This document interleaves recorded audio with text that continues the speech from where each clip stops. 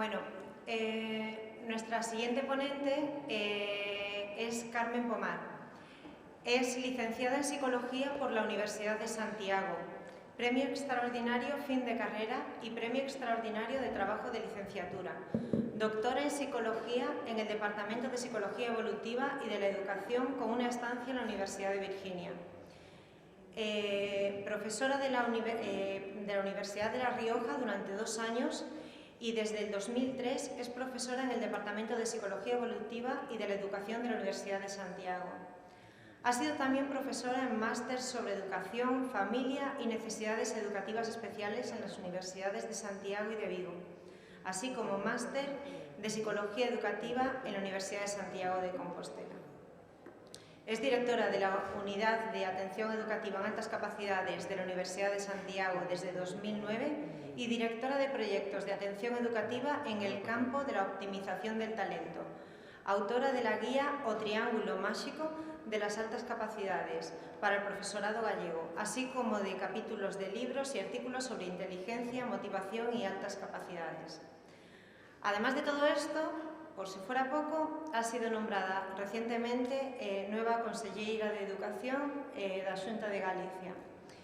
Carmen, te agradecemos de todo corazón que hayas hecho este gran esfuerzo por cumplir tu compromiso con nosotras las familias y con todo el profesorado malagueño, que queríamos que tú tuvieras la oportunidad también de compartir todo tu saber sobre altas capacidades. Muchas gracias.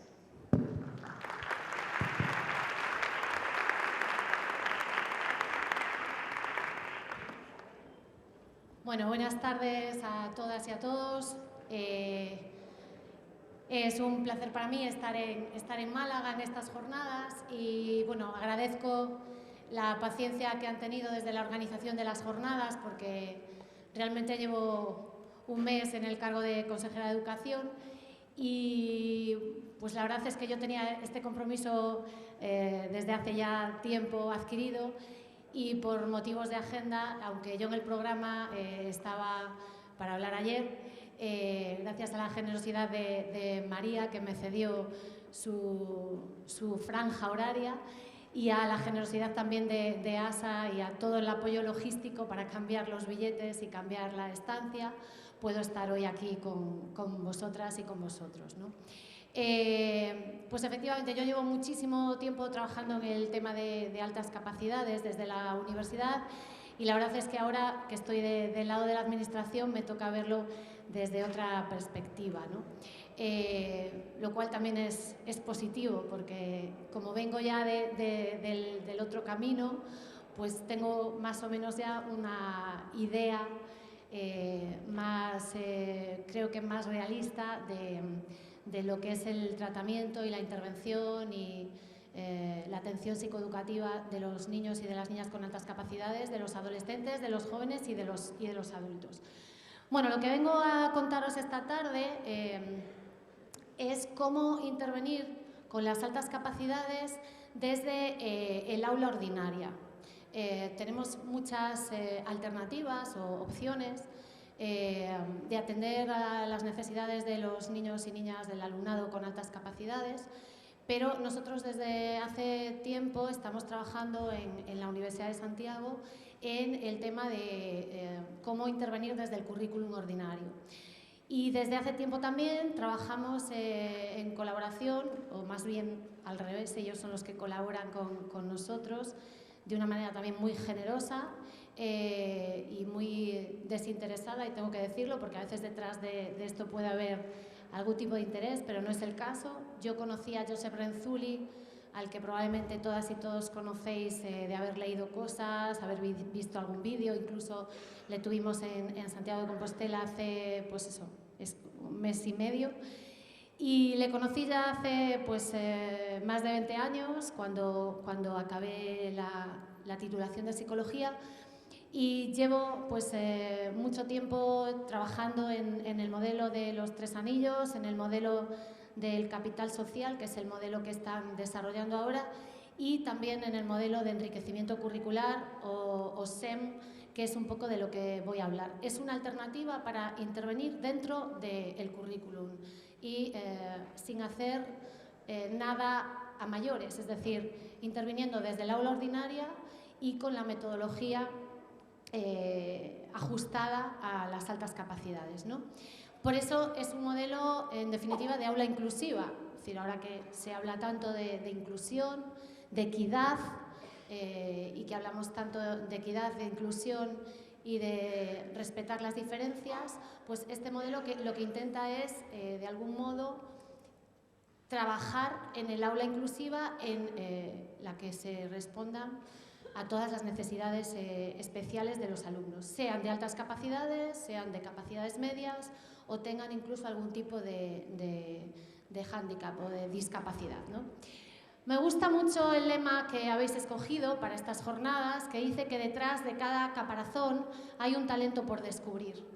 Creo que es un lema muy acertado para el contenido de estas jornadas. Me gusta mucho la metáfora del caracol, me gusta mucho la camiseta del caracol, ya se lo he dicho a María. Pero, además de este lema, a mí me inspira otra frase que también es conocida, que es: no llega antes el que va más rápido, sino el que sabe a dónde va. Que es otra frase que también se relaciona frecuentemente con el caracol, ¿no? Que va despacito, pero a lo mejor va con más tiento, ¿no? Con un objetivo más claro. Entonces, bueno, pues el lema que leí que teníais en las jornadas, pues me hizo disparar enseguida esta otra frase. Y es que además, incluso hablando de caparazones y de los talentos que hay detrás del caparazón, no todos los caparazones son iguales, como veis ahí, ¿no? De hecho, los niños y las niñas, que son los que se fijan fundamentalmente en los caracoles y les llama muchísimo la atención. En Galicia tenemos muchas más babosas que caracoles, pero es un bichejo mucho más feo y a los niños les da mucha grima, ¿no? Pero el caracol mola más, como dicen ellos, porque tiene concha, ¿no? Tiene caparazón. Y a pesar de que pueden parecer, con la simple observación, que todos son iguales, pues después también cada caparazón es diferente. Y ya no digo nada los moluscos que tenemos en las playas, ¿no? Tanto del sur como del norte. En el norte tenemos muchísimos. Entonces hay lo que se llaman los caramuchos, que son como caracoles de mar, y también tienen unos caparazones muy diferentes, ¿no? Entonces recordemos que aunque detrás de cada caparazón hay un talento por descubrir, también es cierto que debemos tener en cuenta que no llega antes el que va más rápido, sino el que sabe a dónde va. El problema de los niños y niñas con altas capacidades es que muchas veces van rápido, pero necesitan que alguien les diga hacia dónde tienen que ir, ¿no? Porque esa rapidez absolutamente connatural a ellos y consustancial a ellos y a ellas les hace que a veces se despisten y no sepan muy bien a dónde tienen que ir, ¿no? De hecho, muchas veces, y yo llevo muchos años viendo niños y niñas con altas capacidades, y muchas veces incluso la frase que te dicen es: mi cabeza va tan rápido, si la pudiese parar un poquito, si encontrase un botón para pararla y descansar, ¿no? Es que a veces me canso de lo rápido que va mi cabeza, ¿no? Incluso yo conozco a algún niño que bueno, no es disfémico, es decir, no tartamudea porque sea disfémico, sino que tartamudea porque piensa tan rápido que verbalmente no es capaz de articular las palabras con tanta rapidez como el pensamiento, ¿no? Entonces a veces se traban y te dicen: es que pienso muy rápido y no soy capaz de expresar todo lo que pienso a la misma velocidad. Bueno, pues esto es un poco lo que hace falta, ¿no? Por eso enseguida pensé en esa frase de que lo de la rapidez está muy bien, pero tenemos que acompañarles de la mano para guiarles a dónde tienen que ir, ¿no? Porque tenemos muy claro que capacidades para llegar a la meta tienen, pero muchas veces si no llegan a la meta es porque les falta esa guía, y eso es fundamental. Y es fundamental que ese papel o ese rol de guía lo hagan los padres, lo hagáis los padres y las madres, las familias, pero también lo que es el sistema oficial, es decir, el sistema educativo más formal, ¿no? Es muy importante que sepamos que no solamente consiste en ir rápido, sino que esa rapidez tiene que tener consecuencias positivas y no negativas. Bien, esto de la diferencia es tan antiguo como que, bueno, pues como que ya en el siglo IV a.C., Hipócrates, y los que habéis estudiado alguna carrera o alguna titulación sanitaria le conoceréis, y los demás también le conocemos porque todos sabemos que hay que hacer un juramento, que es el juramento hipocrático, que tiene mucho que ver con la ética y el código deontológico en los que se dedican a la sanidad. Bueno, pues Hipócrates decía ya en el siglo IV a.C.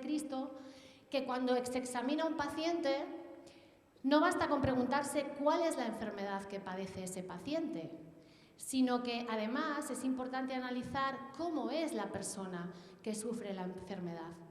Hay que ir a la particularidad de cada paciente. Fijaos, esto que decía Hipócrates en el siglo IV a.C.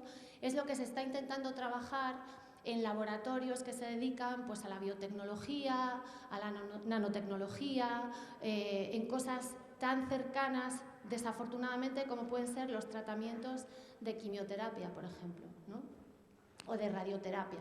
Ya no se trata solamente de aplicar un tratamiento para paliar, o en este caso para, bueno, pues para inhibir el cáncer de páncreas o el cáncer de colon, sino que es importante saber cómo es el paciente o cómo es la paciente de ese cáncer o de ese tumor para saber cuál es el tratamiento que mejor le va a ir a esa paciente, ¿no? O a ese paciente.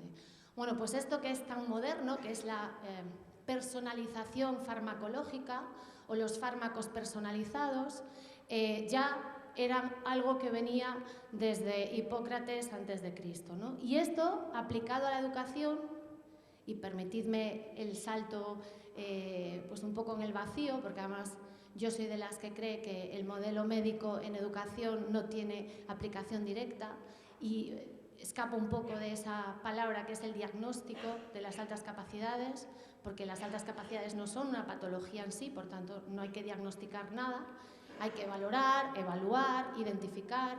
Si hay una patología añadida o una psicopatología o cualquier tipo de trastorno, pues eso es lo que tendremos que diagnosticar, pero no las altas capacidades. Pero haciendo ese salto en el vacío, esto nos vale un poco también para entender lo que es la diferenciación en el aula. Es decir, está claro que cuando tenemos a un alumno o a una alumna, no basta solo con preguntar qué necesidad tiene, sino que además tendremos que preguntar cómo es ese alumno o esa alumna, porque no todos los alumnos y alumnas de altas capacidades son iguales. Por tanto, no es un menú del día. No es, si eres de altas capacidades, tienes ensaladilla de primero y pavo con setas de segundo, ¿vale? Porque cada niño y cada niña con altas capacidades, o cada adolescente o cada adulto, es distinto.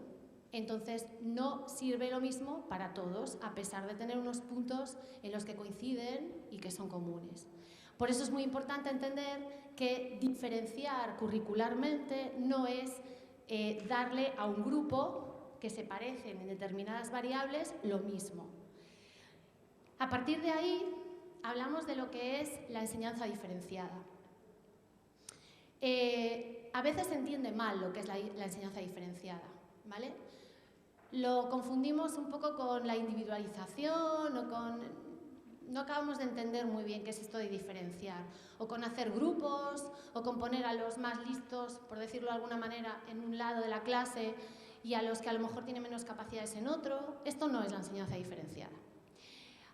Esta señora, que es mucho más desconocida en el campo de las altas capacidades y es muy conocida en el campo de la inclusividad. De hecho, todos los modelos europeos de aula inclusiva que están muy trabajados, por ejemplo el modelo de Ainscow, se basa mucho en la enseñanza diferenciada, en la diferenciación curricular de Tomlinson. Pues esta profesora, Carol Tomlinson, que trabaja en la Universidad de Virginia, dice que en un aula diferenciada el profesor, el docente, la profesora, planifica proactivamente y lleva adelante distintos enfoques de contenido, proceso y producto de la enseñanza. Y además se anticipa y en respuesta a las diferencias de aptitud, interés y necesidades de aprendizaje de los alumnos. Ya no estamos hablando solo de capacidades, estamos hablando de intereses, estamos hablando de aptitudes, estamos hablando de más cosas que simplemente las altas capacidades o las capacidades cognitivas. porque no todos los niños de altas capacidades tienen los mismos intereses. Hay un estereotipo muy famoso, muy recurrente en las altas capacidades, es decir, que a todos los niños con altas capacidades les gustan los dinosaurios, por ejemplo. Pues no. O decir que a todos los niños con altas capacidades se les da mal el deporte, pues tampoco. O decir que todos los niños con altas capacidades son muy poco sociables y casi no tienen amigos. Yo que, hasta ahora daba clase en la universidad y llevaba muchos alumnos de magisterio y alumnas a que viesen nuestras actividades semanales, quincenales, porque son cada 15 días, los sábados por la mañana, organizadas por la Asociación de Altas Capacidades de Galicia. Lo primero que me decían cuando volvían otra vez a la semana siguiente, me decían, son normales, no tienen áurea, no sé, no le vimos nada especial. O te dicen, pero es que los hay que hablan, ¿no? O tienen amigos, o comen chocolate en el recreo. Quiero decir, hay una serie de estereotipos, de falsos estereotipos, que nos llevan a pensar que son todos cortados por el mismo patrón, e incluso yo creo que hasta hay gente que proyecta una imagen física de lo que es un niño con altas capacidades. Es decir, cierra los ojos e imagínate un niño con altas capacidades. Esto lo hace la profesora Luz Pérez, no sé si lo hizo porque, pues desafortunadamente como no estuve, pero a veces cuando pone las fotos, no sé si las has puesto esta vez, pero algunas veces no, porque hablaste de chicas, ¿no? Esta vez.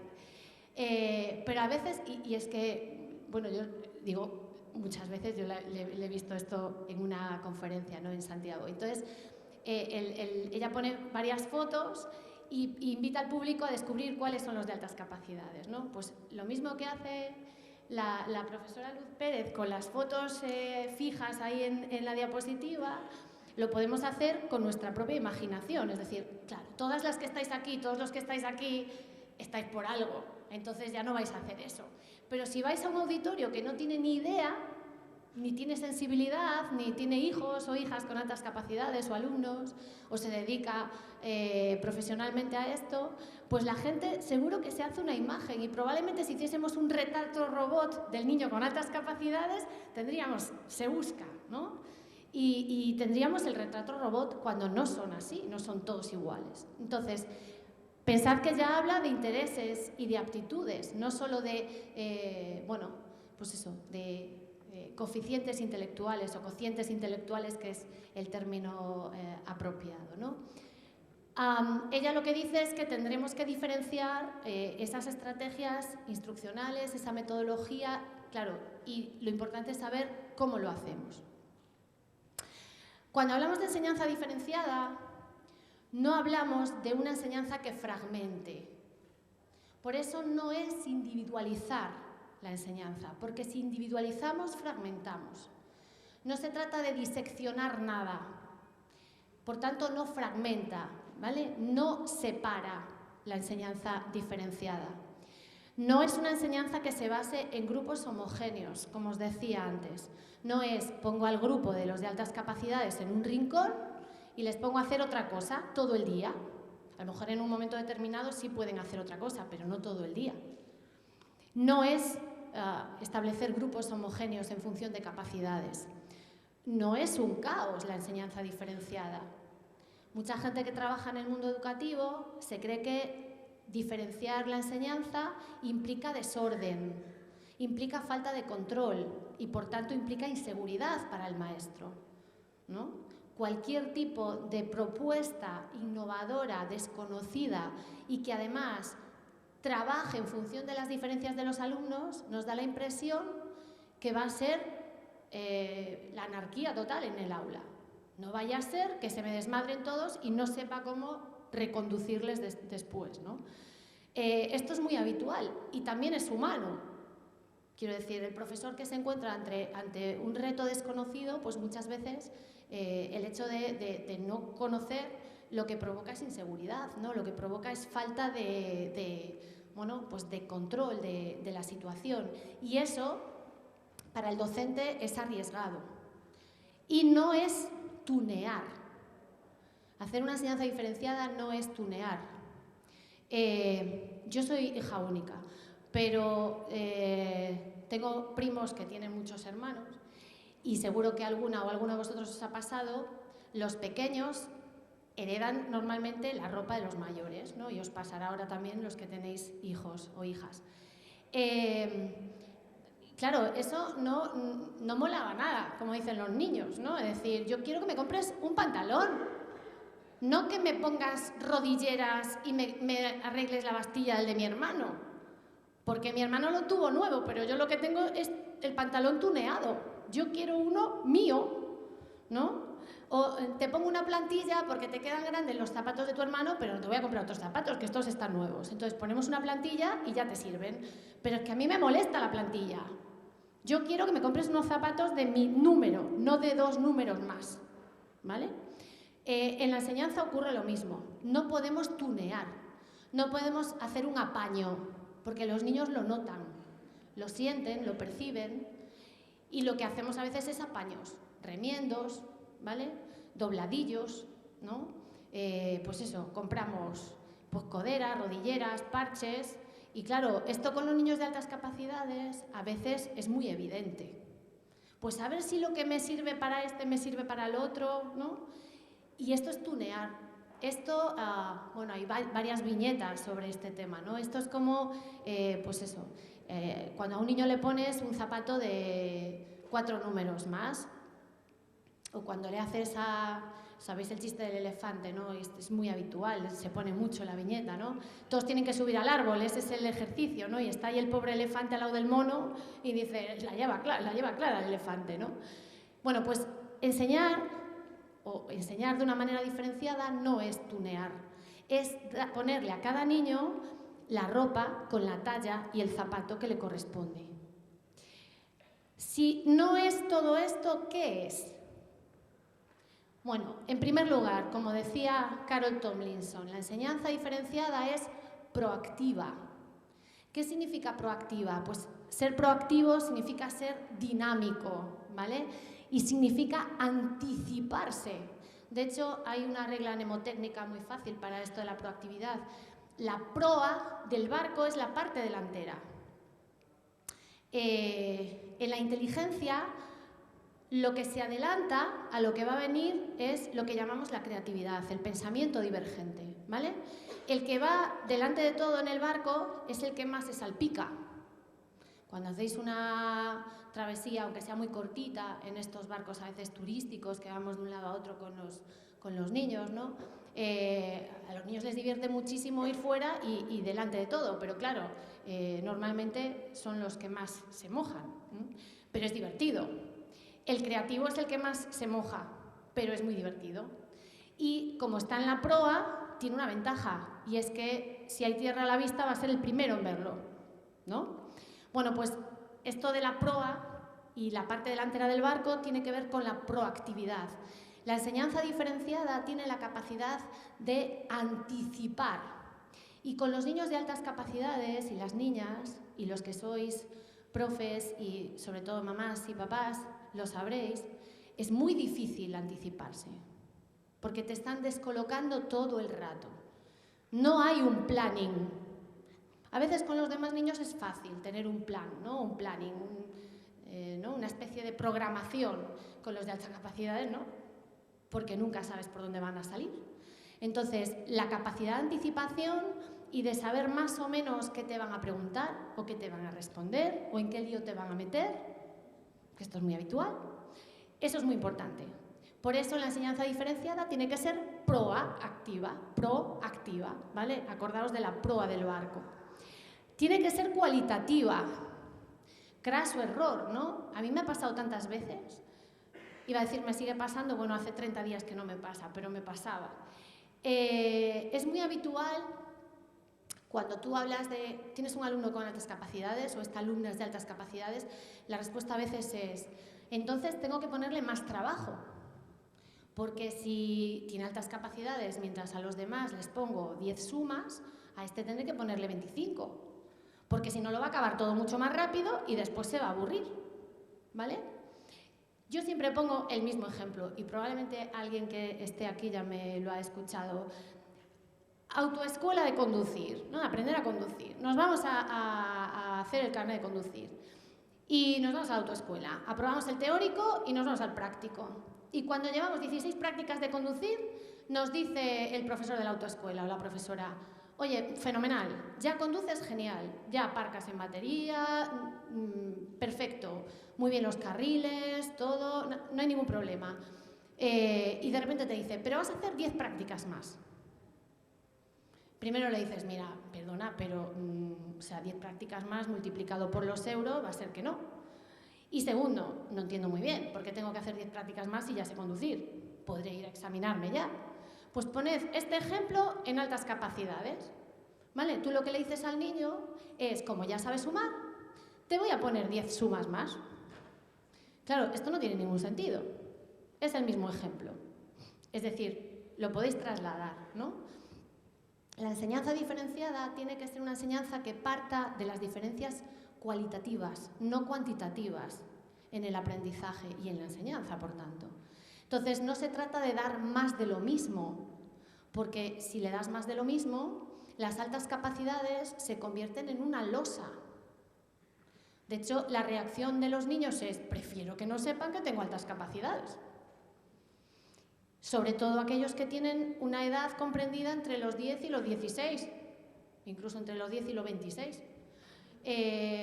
Porque, claro, la idea es: uy, si me van a dar más trabajo, yo voy a disimular, nadie se entera que tengo altas capacidades y, oye, fenomenal, todo el mundo está tranquilo. Esto a mí, adolescentes, me lo han dicho con mucha frecuencia. Es que yo no quiero que me evaluéis. ¿Y cuál es la razón? No, no vaya a ser que mis padres se lleven tienen unas expectativas y claro, pero normalmente la respuesta correcta no es esa. La respuesta correcta es: mira, prefiero mantenerme en mi zona de confort, ¿vale? Y que nadie sepa que soy muy inteligente, porque así, oye, me exigen menos y aquí todos contentos. Entonces, tiene que ser cualitativamente diferente. Tiene que ser multienfoque, ¿vale? Esto es una cámara de fotos que tiene que tener varios objetivos. No se puede siempre utilizar el mismo enfoque. De hecho, lo ideal sería descolocarles, porque a los niños de altas capacidades y a las niñas le va mucho la marcha. Entonces, cuanto más les descolocas, más le engancha.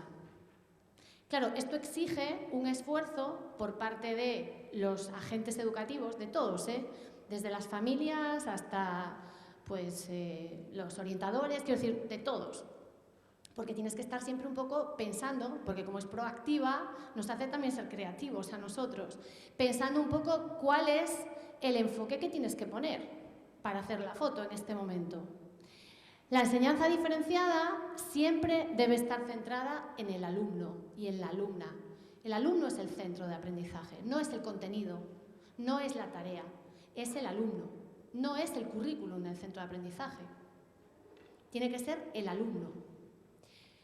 Además, tiene que ser desafiante, y más en el caso de los que tienen altas capacidades, ¿vale? El reto, el desafío, ¿no? El hecho de alguna manera, casi el ponernos un poco en esa tesitura de a ver si eres capaz, ¿no? A ver si lo logras. Es más, esto en general funciona con todos los niños y niñas, pero con los de altas capacidades funciona todavía mejor, ¿no? Yo lo hago incluso con mi hija a veces. Cuando no quiere hacer una cosa digo: claro, es que no te va a salir. Basta que le digas que no te va a salir o que es muy difícil para que se ponga a ello, ¿no? Entonces, con los de altas capacidades, el desafío y el reto funciona muy bien. Heterogénea. Tiene que ser heterogénea. Homogénea no puede ser. Porque no debe ser para nadie. Pero menos para los de altas capacidades. Es decir, tiene que ser fluctuante, cambiante, modificable, flexible, ¿vale? Combinada y diáfana, independientemente del aula que tengamos. Hay aulas que se prestan más para esto de cambiar y de combinar distintas maneras de organización y cambiar las mesas y cambiar las sillas. Hay aulas más grandes, otras más chiquititas, hay aulas con más recursos, otras con menos, pero en la medida de tus posibilidades lo que tienes que hacer es intentar combinar y que el espacio no sea un espacio cerrado. Y no me refiero ni siquiera al espacio físico, a la infraestructura, a las paredes del aula, sino el espacio puede ser también grupal, el espacio lo creas tú. Y es muy importante que haya apertura en el espacio, ¿vale? Y por último, la enseñanza diferenciada es orgánica, evolutiva e interactiva. Esta idea es muy importante. La inteligencia tiene una característica fundamental que es, no es que sea poco conocida, pero sí es poco comentada, que es la naturaleza epigenética de la inteligencia. La epigenética tiene mucho que ver con las placas, por decirlo de alguna manera para que lo entendáis, con las placas terrestres, ¿no? Es decir, la Tierra está formada por placas, las placas tectónicas, epigenética y tectónica es similar. Y lo que está claro es que cuando se produce un movimiento entre dos placas, se produce lo que se llama movimiento sísmico, ¿no? Estoy simplificando mucho, ¿vale? Si hay algún geógrafo o geólogo que me perdone, porque voy a simplificarlo mucho, pero para que veáis lo que es esto. A veces esos movimientos son de menos importancia y otras veces son de mayor importancia, ¿no? Los famosos terremotos. Bueno, pues la inteligencia se forma también en placas. Y la idea es que las placas no se pueden formar en el vacío, es decir, tiene que estar una placa y luego otra, y hay una estructura muy bien formada epigenética, ¿vale? O tectónica. Bueno, pues la idea es que en el aula diferenciada tenemos que partir de esta naturaleza de la inteligencia, es decir, entender que la inteligencia se va construyendo en placas, en capas, ¿vale? Y se va construyendo en el día a día. Y además, la escuela contribuye al desarrollo de la inteligencia de los alumnos, pero el proceso de aprendizaje que se da en el aula también enriquece la inteligencia de la enseñanza. No sé si me estoy explicando bien. Es decir, es un proceso tan dinámico, tan vivo, tan poco repetido, es irrepetible. Cada día en el aula es totalmente irrepetible. Y no solamente nosotros contribuimos a que el niño desarrolle su inteligencia, es que la situación de aprendizaje y de enseñanza que se da en el aula lo que hace es favorecer que el proceso mismo sea también más inteligente. Esa es un poco la idea, ¿no? Es muy importante esta idea porque aunque sea así la más abstracta, nos da mucho que pensar, porque tenemos que pensar que cada día es distinto, que el niño de hoy ya no es el niño de ayer, que la circunstancia del aula de hoy ya no es la circunstancia de ayer, que yo tampoco soy la profesora o el profesor de ayer. Y entonces cada día se van construyendo cosas en el aula y la inteligencia del niño pues de alguna manera se va nutriendo de ese espacio de aprendizaje, pero también nosotros podemos provocar que el aprendizaje y que la enseñanza sean inteligentes, porque los niños aportan mucho. Y esto en el caso de las altas capacidades es una idea fundamental, porque el niño de altas capacidades no resta, siempre suma en el aula. Si nosotros sabemos aprovechar la oportunidad, el niño suma. La presencia de un alumno o una alumna con altas capacidades en el aula es una oportunidad para el docente y para el propio sistema. Bien, dicho esto, nos planteamos, bueno, vamos de lo general a lo particular, vamos haciendo primero un contexto más genérico, ¿no? Y poco a poco nos vamos acercando a cosas más particulares, más específicas, más concretas. Uno de los modelos en los que nosotros trabajamos es el modelo de diferenciación curricular de los profesores Josep Renzulli y Sally Reis. Esa foto es de hace un mes y medio en Santiago, cuando vinieron al Congreso de Altas Capacidades, en el que alguna y alguno de los que estáis aquí participasteis. Y él habla de un modelo de diferenciación curricular que se basa en 5 dimensiones. Una dimensión es el contenido, otra es el método, otra es el aula y otra es el producto. Esas son las 4 dimensiones básicas del modelo. Pero hay una quinta dimensión que es la que realmente cambia la situación, que es el profesor. Fijaos, es un modelo de diferenciación curricular en el que el eje vertebrador es el profesor.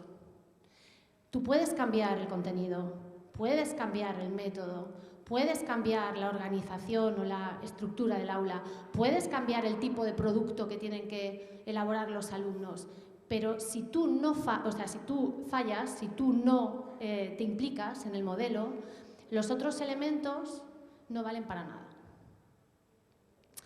Es muy importante porque, de hecho, el modelo dice, tú tienes el poder para diferenciar. Tú eres el elemento clave para diferenciar. ¿Vale? Y esto es muy importante.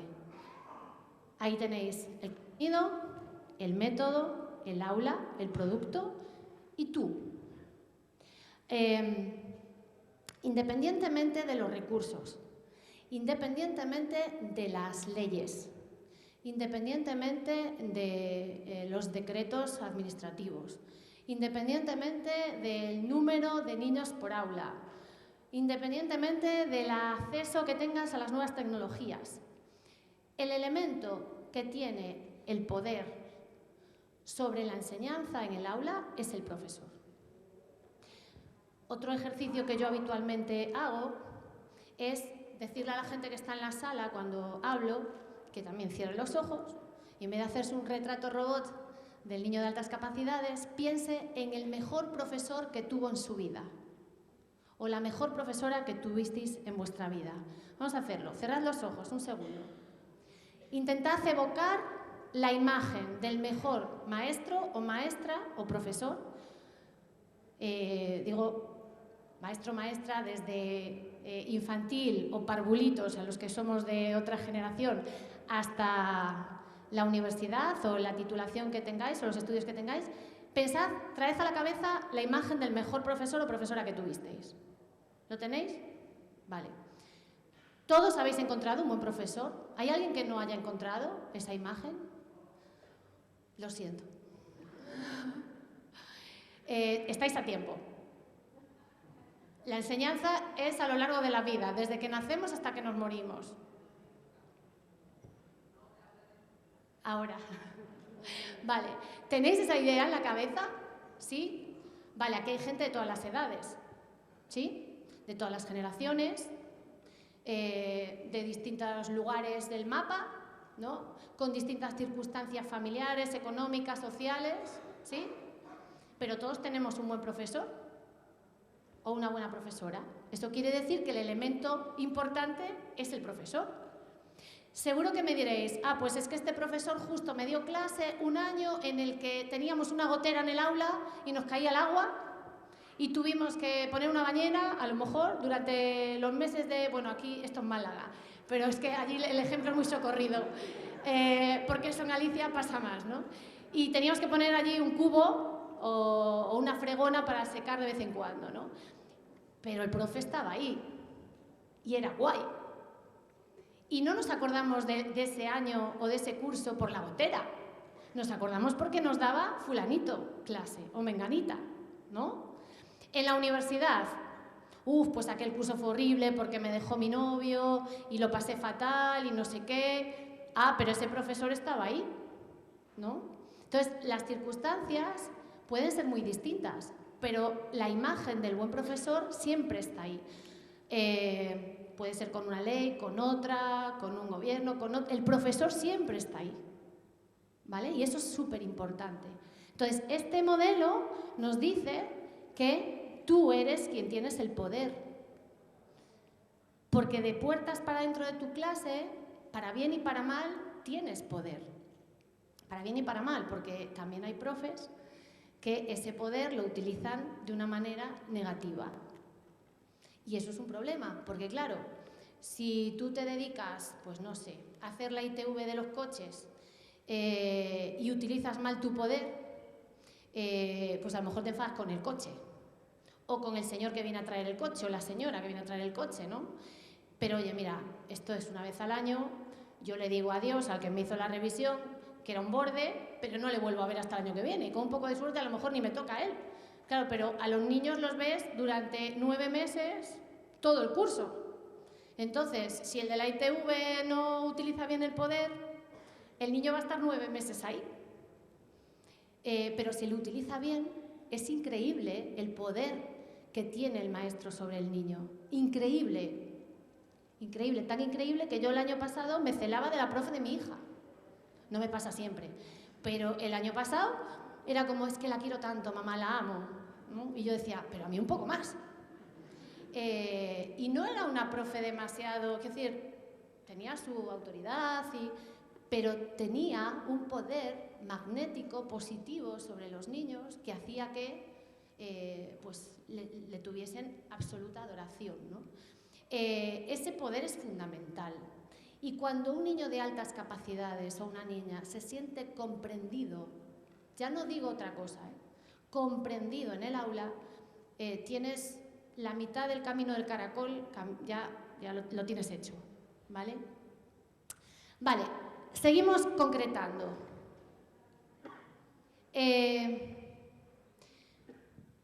Bueno, esto es un mare magnum de cosas que, bueno, Joe Renzulli, que tiene mucho sentido común, yo le digo siempre, Joe, tienes mucho sentido común, pero cuando te pones a hacer esquemas, no hay quien te entienda.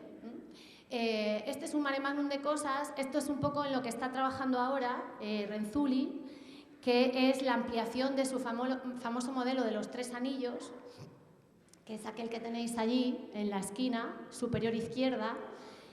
Pero lo más importante de este modelo ya no son estos 3 anillos, ni la intersección entre ellos.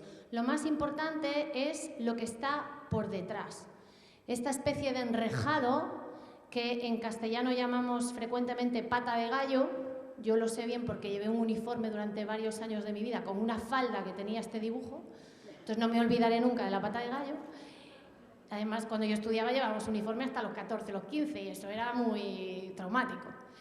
Bueno, pues esta pata de gallo es justamente la parte nueva del modelo, ¿vale? Lo que pasa que a veces aquí en España seguimos todavía intentando explicar bien lo que es esto, porque a veces no se entiende. De hecho, yo he tenido varias conversaciones con él y a veces me dice, yo creo que no lo entendéis todavía bien, después de tantos años, porque nos pensamos que las altas capacidades, no me voy a detener mucho aquí porque no es el tema de la exposición, pero pensamos que las altas capacidades implican tener los 3 anillos y en la misma cantidad. Y esto no es así. Estos anillos que veis aquí, tan quietos y tan bonitos y tan simétricos, se mueven. Y a veces en un niño descubrimos que hay más creatividad que a lo mejor capacidad intelectual, ¿vale? O que en otros momentos prima la capacidad intelectual sobre la creatividad y sabemos perfectamente que la persistencia en las tareas es selectiva, no es en todas las tareas. Por eso a veces los profes te dicen, no puede ser de altas capacidades porque le falta este anillo. El otro día les puse unos ejercicios de matemáticas y de persistir en la tarea, nada. Entonces ya no es, porque Renzulli dice que si no tiene esto, no puede ser. Entonces cuidado con este modelo porque a veces se entiende mal. Pues él está trabajando, o estamos trabajando, en este enrejado, que es lo que veis aquí en esta especie de esquema, ¿no? Que lo voy a reducir a una frase o dos, para ya empezar a hablaros un poquito más ya del SEM. Lo que dice Renzulli es que en un mundo que cambia constantemente, a una velocidad vertiginosa, va a tanta velocidad que nuestras capacidades sensoriales, cognitivas, emocionales, no son capaces de ir tan rápido.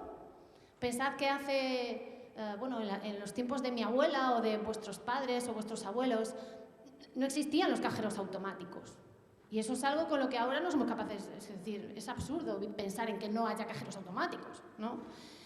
Va muy rápido esto, va tan rápido que, claro, que por eso tenemos que trabajar tanto en educación emocional, porque los niños se nos mueren emocionalmente, ¿no? Porque no son capaces de seguir este ritmo y los adultos tampoco. Entonces, como nosotros estamos estresados, les estresamos a ellos. Os habló la profesora Dolores Prieto del tema de la ansiedad y del estrés y de cómo en las altas capacidades pues esto fluctuaba de una manera o de otra, ¿no? Es decir, pues en un mundo que cambia con tanta rapidez, el problema es que muchas veces, y volvemos a la frase del caracol, muchas veces las capacidades no son la variable que te permite ir con tanta rapidez.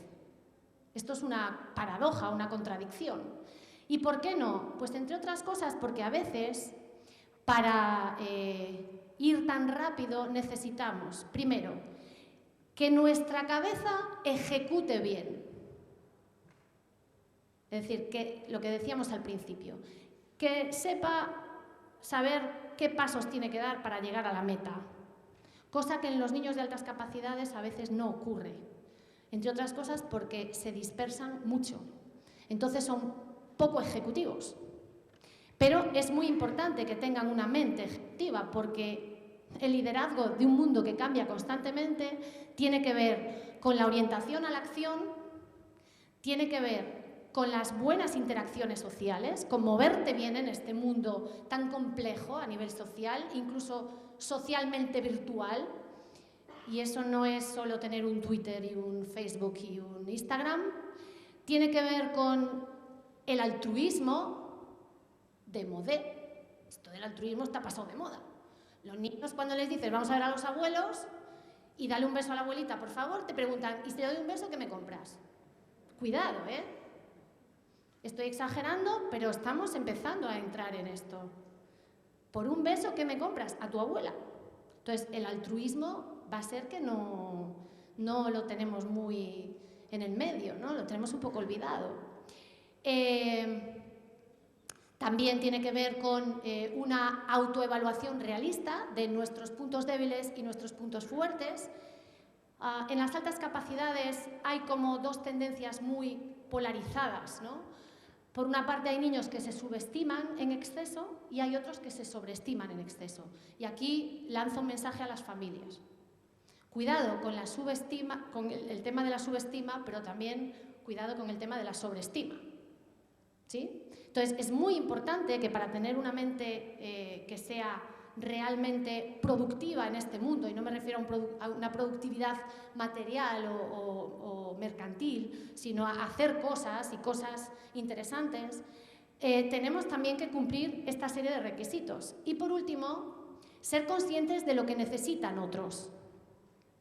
El otro día tuve en mi despacho algo que me hizo mucha ilusión, porque bueno, fue la primera semana después de tomar posesión, tuve a 3 chicas con altas capacidades, obviamente.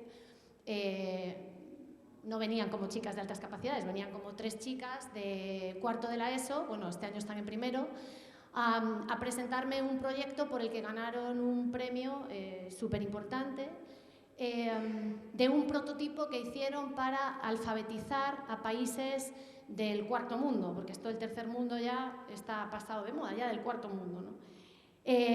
Fue muy curioso, ¿no? Porque primero, ellas no sabían que yo había trabajado en altas capacidades y claro, les llamó mucho la atención porque yo empecé a hablarles del talento y del talento femenino y entonces empecé a decirles que me contasen cómo habían ganado el premio, dónde habían estado, estuvieron en Silicon Valley un mes y en toda esa zona como premio.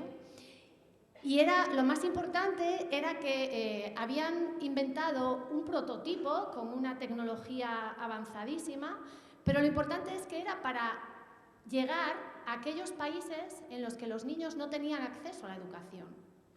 Entonces yo les decía, no sabía muy bien si ibais a ser o no de altas capacidades.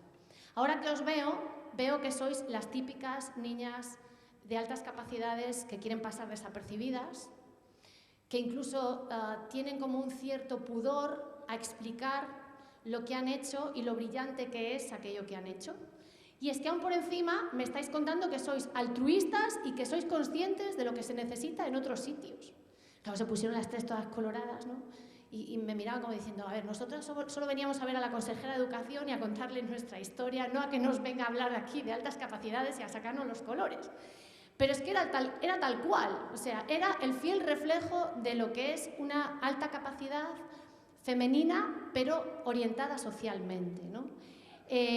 Bueno, ahora se va el prototipo, se va a África, no, ellas no van, va una persona de la fundación que les dio el premio y se van a ponerlo en marcha de una manera experimental y vamos a intentar hacer un vídeo para que bueno, esto de alguna manera salga a la luz, porque cualquier cosa de este tipo es importante, porque al final casi es más impactante ese tipo de cosas, bueno, a lo mejor no más impactante, pero igual que estas jornadas, ¿no? Es decir, es tan importante que se conozcan estas cosas. Y después, además de estas funciones ejecutivas, él habla de 6 variables que son importantes para que los talentos acaben siendo realmente líderes.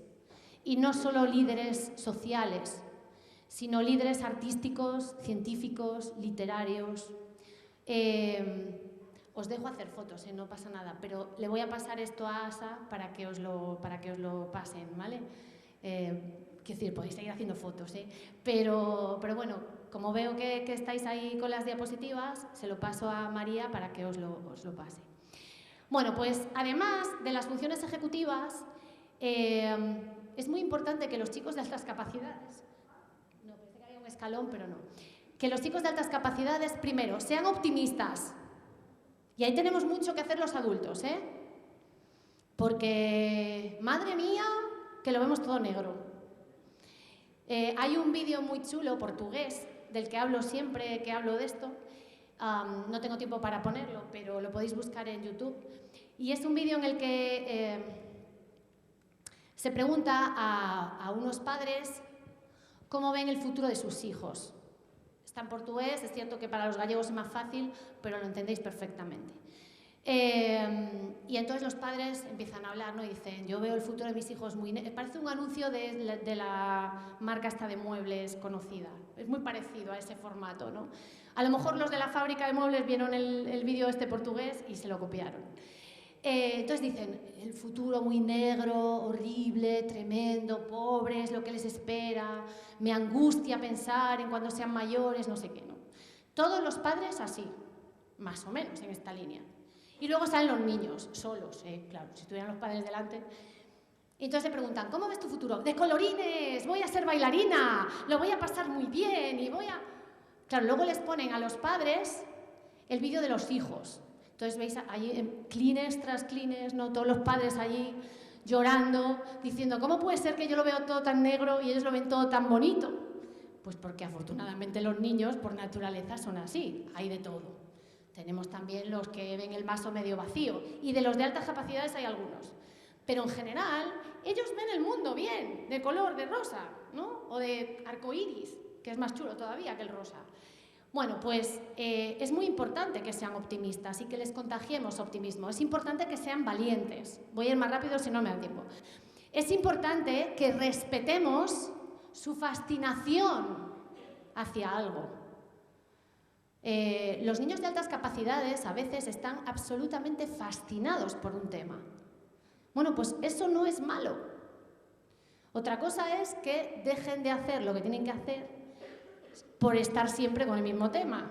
Pues ahí tendremos que intervenir. Pero que estén fascinados por algo no es negativo.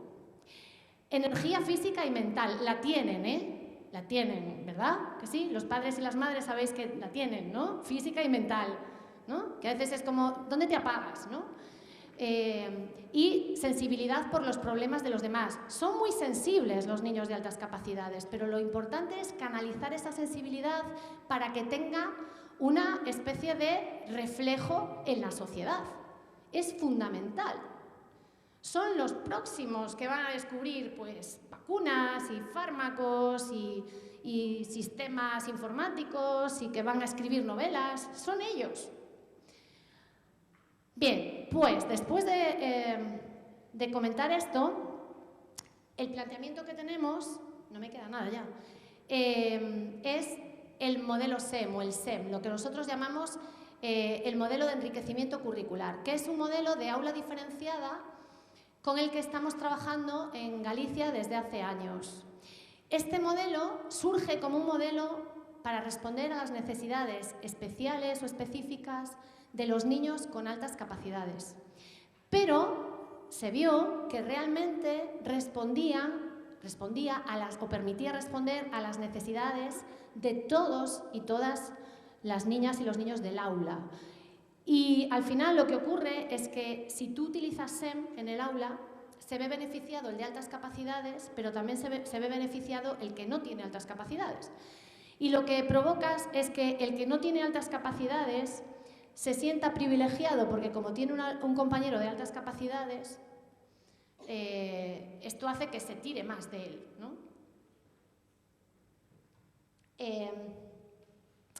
Normalmente infrautilizamos a los niños. Es decir, los niños tienen muchísima más capacidad de la que demandamos los adultos de ellos. Cuando digo capacidad, no digo capacidad para estresarse. Digo capacidad para pensar, para imaginar, para adivinar, para buscar, para descubrir, para preguntarse, para responderse. Mucha más. El cerebro humano, si nos morimos de viejecillos, se aprovecha muy poco, mucho menos. Pensaréis los que tenéis muchas cosas que hacer y unos días tremendamente locos. Diréis, no, el mío no, Te aseguro que el mío está saturado, ya no puedo dar más. Bueno, pero una cosa es que demos de horarios y de agobios y de pluritareas y que tengamos que pensar en 7 cosas a la vez. Y otra cosa es el uso cognitivo, intelectual que le damos al cerebro. ¿Vale? Porque a lo mejor de todas esas tareas que hacemos a lo largo del día, intelectuales hay pocas. Yo os cuento que la primera semana que estuve en la consejería, claro, la primera semana fue como estar en la maratón de Nueva York y que de repente te metan a correr, ¿no? Que ya lleven 4 kilómetros de maratón y tú te metes por el medio y a correr también, ¿no? Y dices tú, ¿pero dónde estoy? Y bueno, yo vengo del campo educativo, pero bueno, la administración, y hay aquí personas que trabajáis en la administración, es otra historia, ¿no? Y alguien me preguntó, después de una semana, me preguntó si había tenido tiempo para pensar. Y dije, pues la verdad es que no. No he estado sentada sola conmigo misma pensando ni 5 minutos.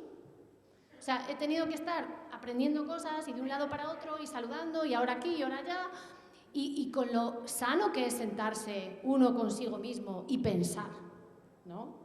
Claro, no pensar en lo que tienes que hacer a los 5 minutos, que es lo que solemos hacer, sobre todo las mujeres, ¿no?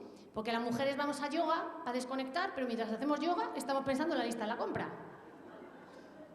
Es un defecto del animal, quiero decir, no es ni que los hombres hagan más, ni que nosotras hagamos menos o más y ellos menos, es que somos diferentes, ¿vale? Entonces, el hombre va a yoga y efectivamente entra en el nirvana. La mujer va a yoga y mientras está haciendo la postura de la U invertida, está con la leche sin lactosa para el niño. Esto es así. Entonces, cuando hablo de pensar, hablo de pensar, ¿vale? Es muy importante. Entonces, los niños tienen mucha más capacidad y los de altas capacidades, eso lo multiplicáis exponencialmente por 4 o 5.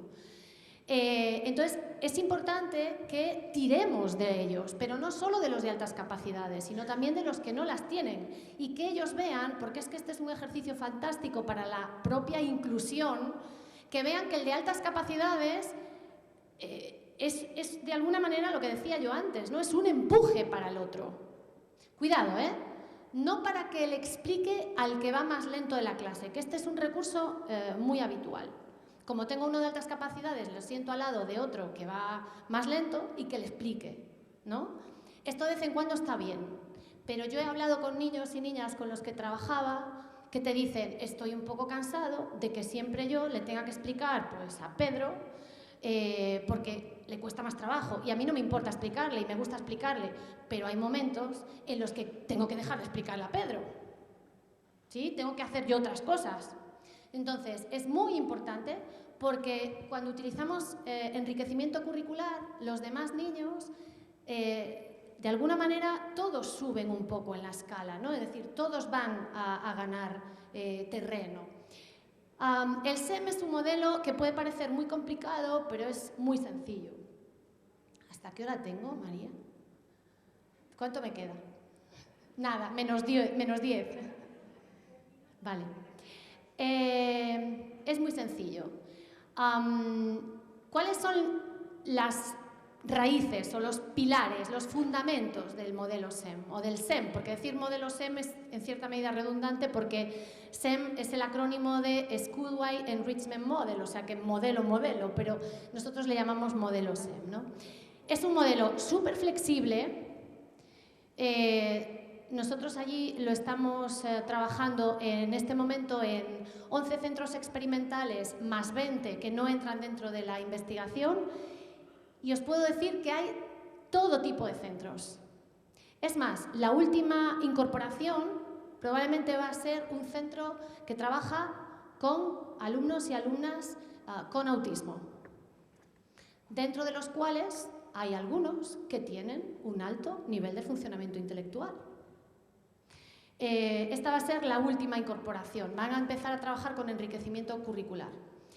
Hay centros del rural, centros de costa, centros, las situaciones geográficas en Galicia y socioculturales son muy distintas. Entonces hay centros más de pues, lo que llamamos las aldeas, ¿no? O sea, la zona más rural. Hay otros que son de centros urbanos. Hay centros pequeños, centros grandes, centros con muchos recursos, centros con pocos recursos. Hay un montón, es decir, la muestra es súper heterogénea y están todos haciendo enriquecimiento. Además, el modelo SEM propone un aprendizaje, como decíamos antes, justamente de alta calidad y desafiante. Es integrador porque se llama curricular porque lo que hace es enriquecer el currículum, ¿vale? Es como cuando tenemos una taza de agua hervida y le ponemos una bolsita de rooibos o de té verde, ¿no?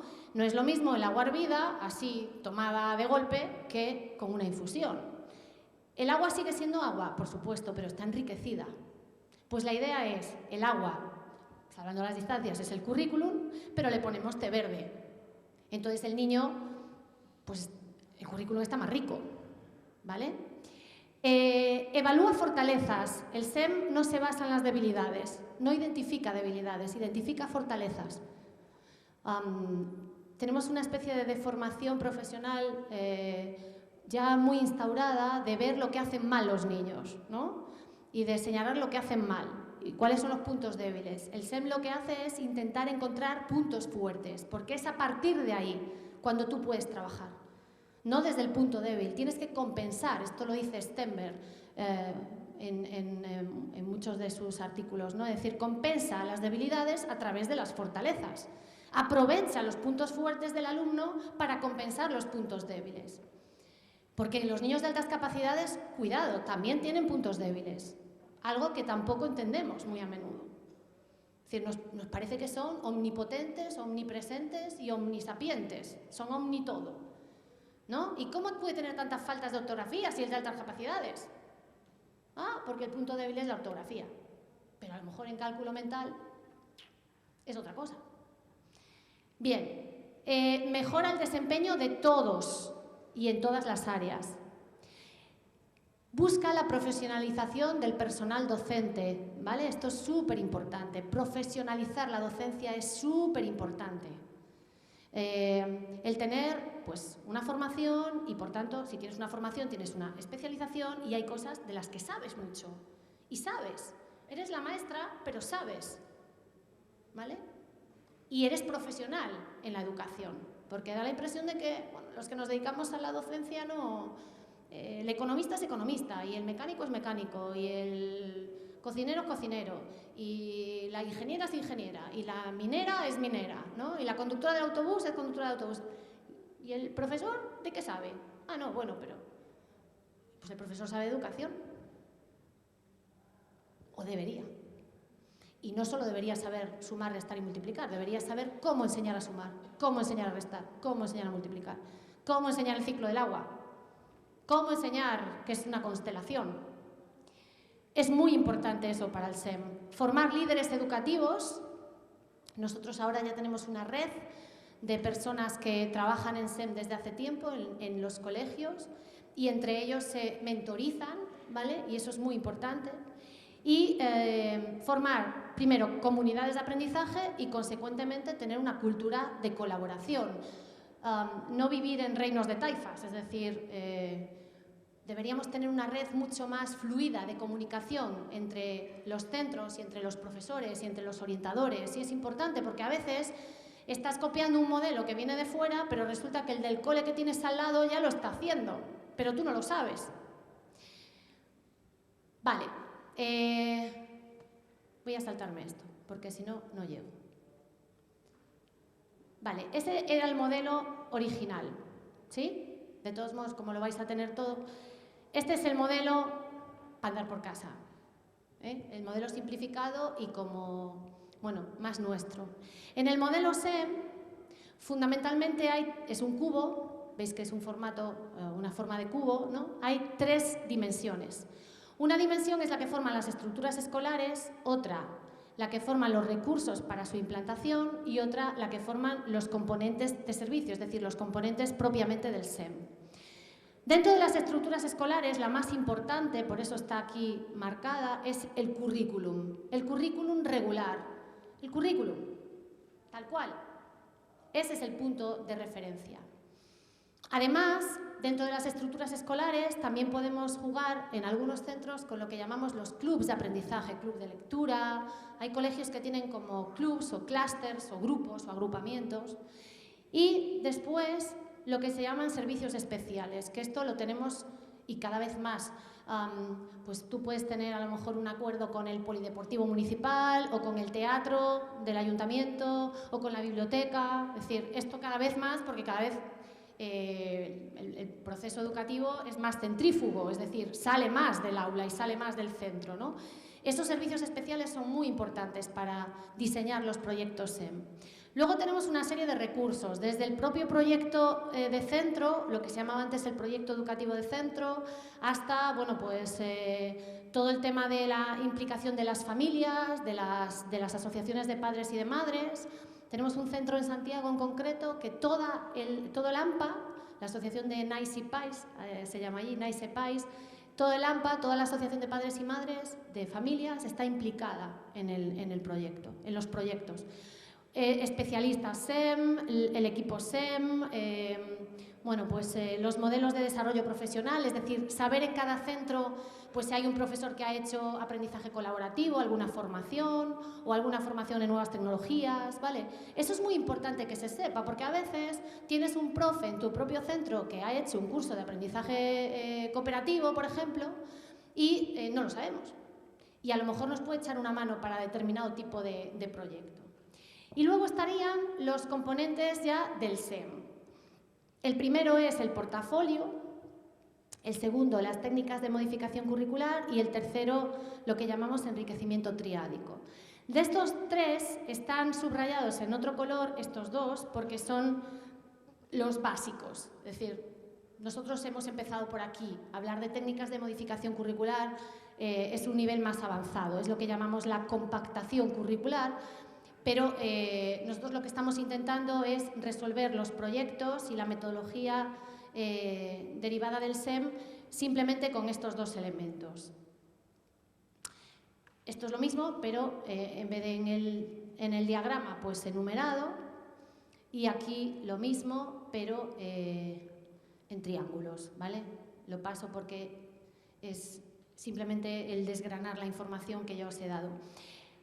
El portafolio es muy importante. Todos los centros que están haciendo SEM en Galicia ya tienen su modelo de portafolio.